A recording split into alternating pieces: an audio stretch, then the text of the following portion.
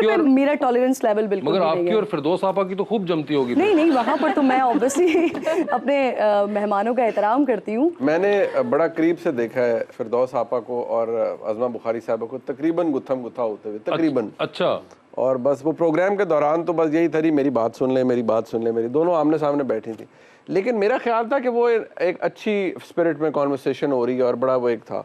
लेकिन जैसे ही camera off हुआ तो वो गुफ्तगू होते होते उसमें ज़रा तल्खी का एक एलिमेंट आया और वो ऐसे हुआ कि फिरदौस आपा लिफ्ट के अंदर घुसी और फिर वापस आ गई लड़ने के लिए।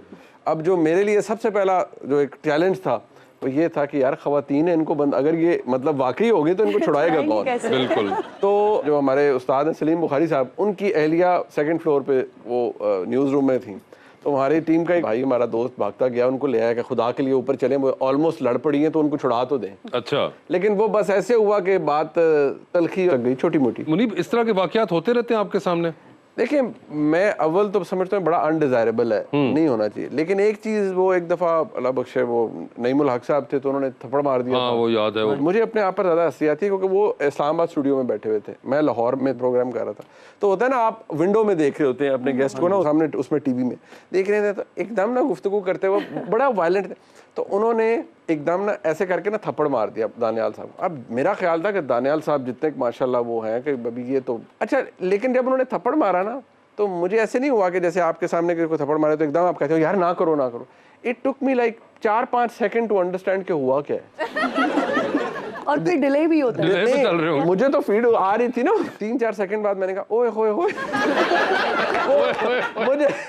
मुझे वो मुझे तो मेरा एग्जीक्यूटिव प्रोड्यूसर था, उसने कहा ये क्या रिएक्शन है ओए होए। हाँ, वैसे ये किस किस्म का रिएक्शन है ओए होए होए।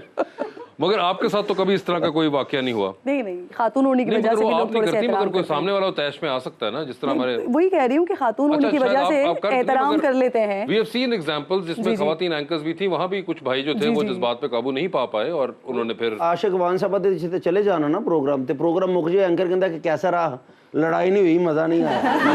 यार ऐਵੇਂ तुम बदनाम कर रहे हो, तुमने सारी फिरदौस साहबा को करनी जब वो आएंगी यहाँ पे। वैसे मुझे बात है, दो टोक नाम है प्रोग्राम का, तो घर पे भी दो टोक ही चलता है सिलसिला? एक दफ़ा मैं कहीं गई तो वहाँ मेरे हस्बैंड ज़रा खामोश रहते हैं, तो हम बात कर रहे थे। अब मेरे हस्बैंड से एक दो दफ़ा बात करने की कोशिश की तो इत्तेफाक ऐसा हुआ कि मैंने जवाब दे दिया।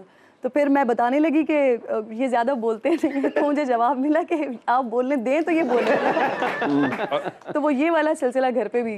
अच्छा, ये किसी और ने बोला आपको? ये किसी और ने कहा कि आप बोलने दें तो ये बेचारे कितने लकी हैं कि उनके लबों की बात किसी और ने कर दी और वो निशाने पर ना आ सके। खुद हिम्मत ना होती है। जाहिर बात है, कैन इमेजिन कि वो बेचारे क्यों करके मरते ही हैं। मगर उसके बाद आपने कोई इस चीज के ऊपर अमल भी किया? जी जी, अमल किया है। कोशिश करती हूँ कि कोई बात कर ले। पता नहीं हस्बैंड किस तरह बीवियों को डरते ने, मैं तो हैरान हाँ यार। अच्छा? कि जी मैडम ये वो फलां ताड़ा घर जाता है, चपेड़ा खा के तो सौ जाता रहा। मेरा ऐसा बिल्कुल भी नहीं है। मैं कहती हूँ अल्लाह के बाद मेरी जिंदगी में दो ही लोग हैं जिनसे मैं डरती हूँ। पहले मेरे अब्बा थे, अब मेरी बेटी के अब्बा हैं। अच्छा। तो वो बिल्कुल भी ऐसे वाले हस्बैंड नहीं है जो ये मीम्स में और इस तरह की बातों में ये वाले नहीं है जिस तरह की ये हैं। नहीं, हम तो बड़ी इज्जत से बेइज्जती करवा के रहते हैं। अच्छा, नहीं, आप मुनीब कौन सी वाली से हैं? क्या मतलब कौन सी कैटेगरी में कौन? ये सिर्फ कार्य कहते बेगम मैंने कहा क्या है। वैसे एक चीज आप दोनों के साथ बहुत शायद होती हो कि बीइंग न्यूज एंकर्स आपको लोग अपने तजज़िये देते हैं। लाइक आप जब आम अपनी घर से बाहर निकलते हैं, रेस्टोरेंट्स में फैमिली के साथ कहीं गए हो, तो एक आपको लोग अपना पॉइंट ऑफ व्यू जरूर देना चाहते हो। और ये बहुत ज़्यादा होता है। आप जहाँ कहीं भी बैठे हैं ना, लोगों ने आपके मुतालिक बात ही नहीं करनी। अगर आप कोई अपनी पर्सनल गैदरिंग में भी बैठे हैं तो वो आपसे मुतालिक बात नहीं करेगा, वो आपसे पॉलिटिक्स पे ही बात करेंगे और फिर पहले खबर पूछेंगे। फिर खबर जब हम बता देंगे तो कहते हैं नहीं आपको नहीं पता, ऐसे नहीं होता, ऐसे होता है, ये ऐसे है, मियाँ साहब का ये होने वाला है। तो फिर बैठ के सुनना पड़ता है। मोस्ट ऑफ द टाइम ये चीज़ें आपको इरिटेट कर देती हैं। बिल्कुल। कभी कभी आपका दिल चाहता है कि मुझसे मेरी भी बात हो, लेकिन नहीं होता। आप ससुराल में चले जाएं, आप अम्मी की तरफ चले जाएं, कहीं पर भी चले जाएं, किसी भी पर्सनल गैदरिंग में चले जाएं, तो वो बात पॉलिटिक्स पे होती है। मैडम कभी ऐसा हो कि आप लाइव शो कर रही हो तो छींक आई हो तो कैसे मैनेज करती हैं?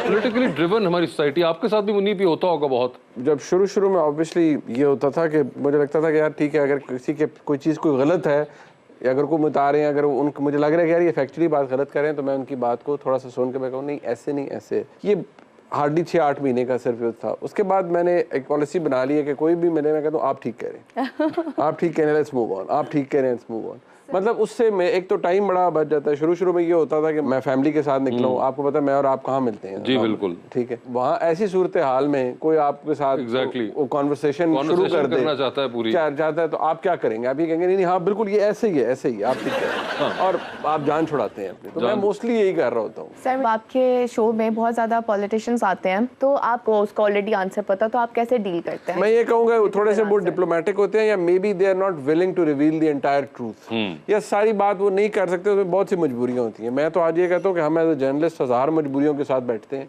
कि यार आपने ये भी नहीं करना, ये भी नहीं करना, ये बहुत सारी चीज़ें होती हैं।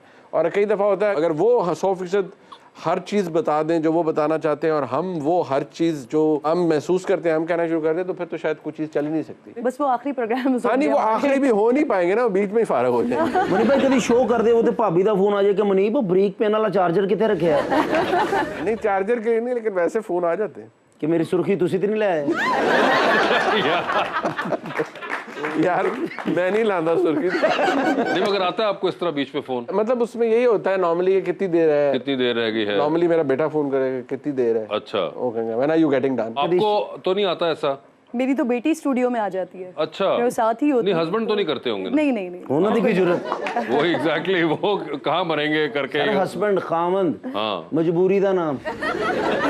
मेरा एक दफ़ा एक लाइव कॉन्वर्सेशन चल रही थी, तो उसमें एक सवाल आया दूसरी शादी के हवाले से। तो मेरा अपना ओपिनियन बड़ा क्लियर है दूसरी शादी के हवाले से, तो मैंने अपने हस्बैंड को कहा हुआ है कि जब भी आप करना चाहें कर लीजिएगा।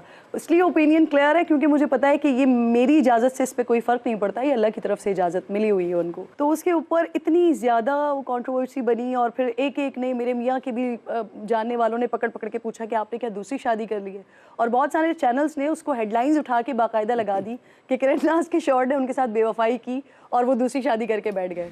फिर वो कई सारी जगहों पर जाके मुझे इस पर क्लैरिफिकेशन देनी पड़ी कि एक लाइव कॉन्वर्सेशन में सवाल आया था दूसरी शादी के हवाले से, तो उस पर मैंने कहा था कि मेरा बड़ा ओपिनियन क्लियर है इस मामले में कि अगर कभी करना चाहें तो मैं चाहकर भी रोक नहीं सकती, क्योंकि ये मेरा इस्तेहकाक नहीं है, ये मेरा अपना ओपिनियन है, बड़ा क्लियर है। चिचोई साहब के चेहरे पे आप वो खुशी देखे, खुशी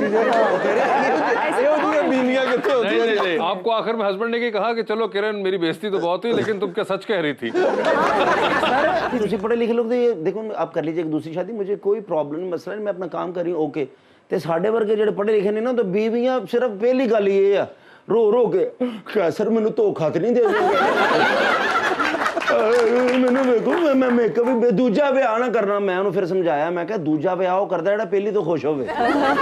मेरे मियाँ कहते हैं कि उनको शायद इसकी इंटेंसिटी का पता है अच्छे तरीके से, तो वो ये मुझे कहते हैं कि इंसान गलती एक बार करता है, इतनी भयानक गलती वो एक बार कर चुके हैं, तो दोबारा इस मामले में पढ़ पहली शादी गलती, दूसरी पागलपन। आप दूसरी रखते हैं इस पे? कई दफा बंदा एग्री कर लेता है।